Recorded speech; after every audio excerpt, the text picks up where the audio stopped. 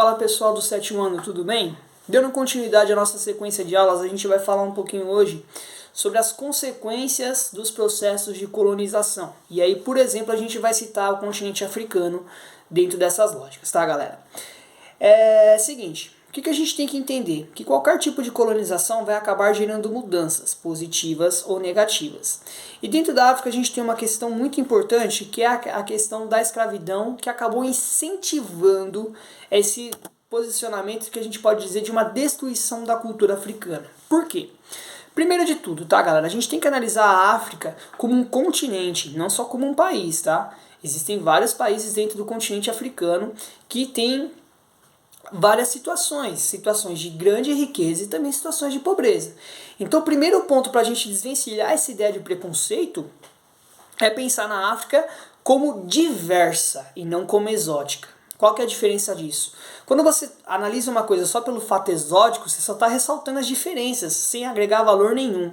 Agora, quando você fala de diversidade, você está falando que existem diferenças sim, e que essas diferenças somam para a construção de uma cultura, certo? Ou seja, perceba a diferença na fala quando você aplica isso, tá bom?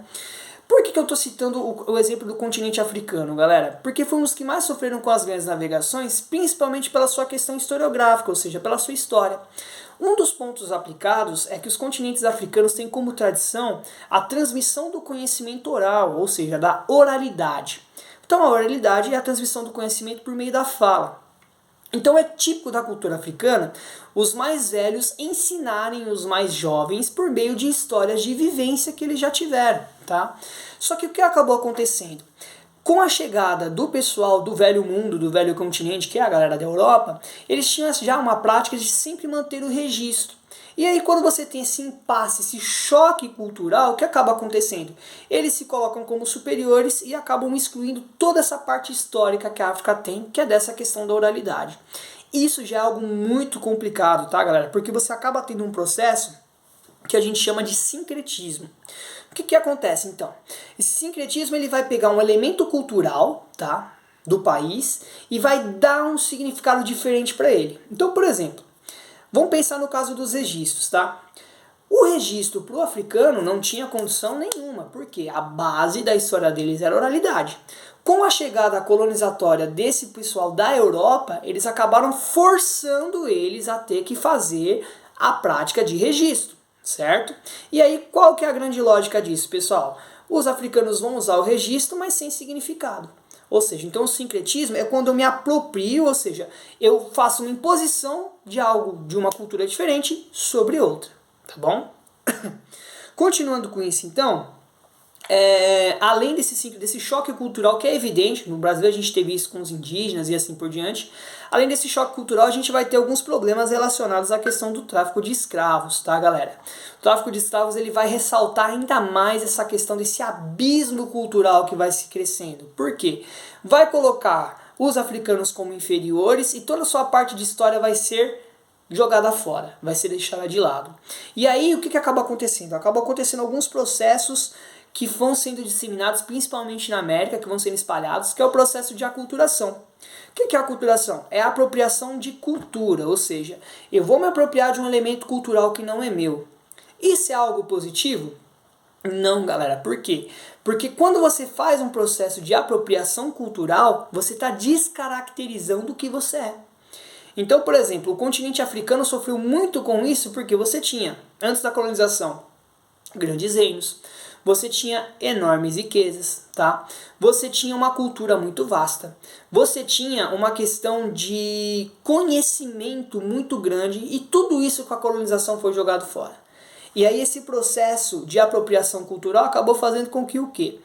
Se apropriasse do que era da África somente do que era exótico e não da sua diversidade. Ou seja, a África é diferente, beleza, e morre por aí. Não, tem que se analisar e se estudar mais a fundo essa questão, tá? A gente acaba falando sobre práticas de preconceito e o pessoal acaba se perdendo um pouco, tá? Porque o que é o preconceito em si? Preconceito, galera, é uma ideia pré-concebida. O que isso quer dizer? Então eu tenho uma ideia sobre determinado assunto, determinada pessoa, sem ter o conhecimento da mesma. Ou seja, uma ideia baseada em não conhecimento é uma ideia falha. E essa ideia falha gera problemas, tanto para quem defende essa ideia, quanto para quem sofre com essa ideia. Tá? Então, a partir desse momento, por que a gente está citando esse exemplo, galera? Pelo seguinte, a partir do momento da colonização, nem tudo foram flores. Óbvio que não. E muitos elementos culturais de diversos países, aqui eu estou citando somente o exemplo africano, tá? Mas diversos países acabaram tendo a sua cultura dizimada, ou seja, acabada, disseminada não, teve sua cultura acabada, dizimada e sem reação.